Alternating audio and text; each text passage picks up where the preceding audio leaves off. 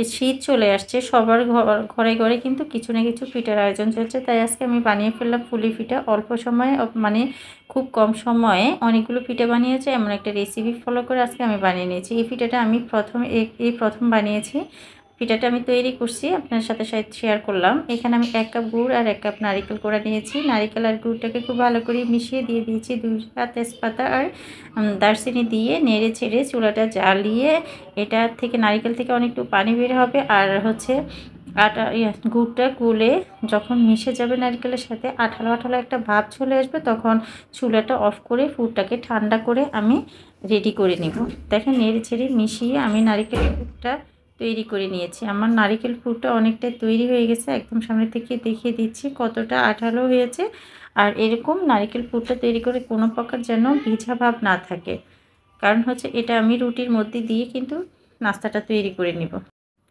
পুলি পিঠার মূল উপকরণ হচ্ছে আর ডোটা যেন পারফেক্ট হয়। ডো তৈরি করার জন্য এখানে আমি 2.5 কাপ পরিমাণ পানি নিয়েছি, আর পানিটার সাথে 1 চা চামচ লবণ দিয়ে দিয়েছি। আমি উপকরণটার মূল উপকরণ বলে দিচ্ছি। এখানে যদি আপনি 2 কাপ চালের গুঁড়ো আটা তৈরি করেন তাহলে কিন্তু 2.5 কাপ পানি দিবেন। আমি 2.5 কাপ পানির সাথে 2 কাপ চালের গুঁড়ো দিয়েছি। আর হচ্ছে চালের গুঁড়ো আপনার যদি ভিজা হয় তাহলে এখানে হচ্ছে কথা আছে যে ভিজা চালের গুঁড়োর ক্ষেত্রে পানির পরিমাণ একটু কম লাগবে। আর হচ্ছে যদি শুকনা, আমার এটা কিন্তু কিনা শুকনা চালের গুঁড়া, এজন্য পানির পরিমাণ হচ্ছে প্রতি 1 কাপ চালের গুঁড়োর সাথে কিন্তু আপনি 1.5 কাপ পানি দিবেন। হাফ কাপ, যত কাপ আপনি চালের গুঁড়া দিবেন তার চেয়ে হাফ কাপ পরিমাণ পানি বেশি দিবেন। এটাই হচ্ছে মূল উপকরণ। আপনি হাফ কাপ দিয়েও করতে পারেন, হাফ কাপ চালের গুঁড়া ডো তৈরি করতে পারেন। 1 কাপ চালের গুঁড়া তৈরি করে খেয়াল রাখবেন যদি 1 কাপের জন্য 1.5 কাপ পানি প্রতি, মানে যত কাপেই তৈরি করেন ওই কাপ পরিমাণ পানি দিবেন, আরও আধা কাপ পরিমাণ পানি বেশি দিবেন। এভাবে নেড়ে ছেড়ে পানিটা ফুটিয়ে আসার পরে নেড়ে ছেড়ে চালের গুঁড়োগুলোকে দিয়ে মিশিয়ে ঢাকনা দিয়ে দেখে 5 মিনিট রেখে দিব মিডিয়াম টু লো হিটে। তারপরে আবারও নেড়ে ছেড়ে চুলাটা অফ করে ঢাকনা দিয়ে রেখে দিব 10 মিনিট। এটা কিন্তু এখন চুলার তাপটা বন্ধ আছে। এখন দেখেন আমি দেখিয়ে দিচ্ছি। আর আটাটা যদি পারফেক্টভাবে সিদ্ধ না হয় আপনি কিন্তু হাতের মধ্যে লেগে যাবে। দেখেন আমার পারফেক্টভাবে আটাটা সিদ্ধ হয়ে গেছে অনেকটাই। কিন্তু আমি আরেকটা পাত্রে নিয়ে নিয়েছি। এখন আমি খুব ডোটাকে গরম থাকা অবস্থায়, বেশি গরম না, মানে হাতে সয় এরকম গরম থাকা অবস্থায় ডোটাকে হাতে একটু তেল মেখে সফট একটা ডো তৈরি করে নিব। ডোটা যত পারফেক্টভাবে তৈরি করবেন আর পিঠাটা ততই পারফেক্ট হবে। আর এখন আমি ডোটাকে একটু ভালো করে মথে নিয়ে একটা বড় সাইজের রুটি বেলে নিব।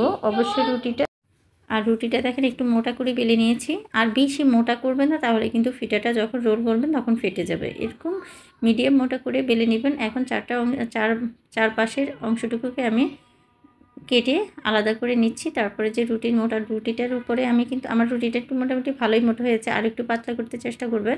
আমি এই প্রথম বানিয়েছি তো আর কখনো বানাইনি। এখন আমি নারিকেলের যে পুরটা তৈরি করেছি ওইটা একটু ছড়িয়ে দিয়ে হাত দিয়ে চেপে দিবেন। অবশ্যই হাত দিয়ে চেপে দিয়ে তারপরে হচ্ছে আমি যেভাবে রোলটা করে নিচ্ছি সেইভাবে রোলটা করে নেবেন। এই রোলটা করার সময় কিন্তু আপনার রুটিটা অনেকটাই ফেটে যাবে যদি আপনার মোটা করে রুটিটা বেলেন। দেখেন আমার রোলটা একদম তৈরি করা হয়ে গেছে। এখন আমি বাফে দিব। বাফে দেওয়ার জন্য চুলাতে একটা কড়াই বসিয়ে পরিমাণ মতো পানি দিয়ে, মুখটা কিন্তু আপনি সিল করে দিবেন। সেটা আমি আমার ভিডিওটা কেটে গিয়েছিল। মুখটা ভালো করে সিল করে দিবেন। চুলাতে একটা কড়াই বসিয়ে পরিমাণ মতো পানি দিয়ে এর উপরে একটা স্ট্যান্ডার বসিয়ে স্ট্যান্ডারের উপরে আমি পিঠার যে রোলটা ওইটা দিয়ে দিব। এখন আমি রোলটা দিয়ে তারপরে ঢাকনা দিয়ে রেখে দিব 10 মিনিটের জন্য। 10 মিনিটে কিন্তু এটা পারফেক্টভাবে বাফ হয়ে যাবে। দেখেন অনেকটু বাফ ওঠা শুরু করেছে। মিডিয়াম হিটে রেখে দিবেন। চুলার তাপটা বাড়িয়ে দিবেন না, যেন পানি বলকের সাথে সাথে পিঠার সাথে লেগে না যায়, তাহলে কিন্তু পিঠাটা ভিজে যাবে। এরকম ঢাকনা দিয়ে রেখে আমি পারফেক্টভাবে পিঠাটা আমার হয়ে গেছে। দেখেন 10 মিনিট পর হাত দিয়ে দেখবেন, যদি হাতে লেগে না যায় তখন বুঝবেন যে পিঠাটা একদম পারফেক্টভাবে বাফ হয়ে গেছে। এখন আমি নামিয়ে ঠান্ডা করে আপনার সাথে রোলটা কেটে শেয়ার করছি। আর আমি কিন্তু একটা রোল তৈরি করেছি, যেখানে আমাদের বাসায় মানুষ কম তাই বেশি করিনি। আপনারা চাইলে বেশি করে অনেকগুলো রোল তৈরি করে অনেকগুলো পিঠা তৈরি করতে পারেন। আমার বাসায় মানুষও কম, এখন এজন্য আমি একটা রোল তৈরি করেছি যেন সাথে সাথে খেয়ে ফেলা যায়। আমার প্রথমটা কিন্তু এবড়ো তেবড়ো হয়েছে, ওইটা কেটে ফেলেছি। তারপরে বাকিগুলো কেটে নিয়েছি। খুব সাবধানে কাটবেন যেন ফেটে না যায়।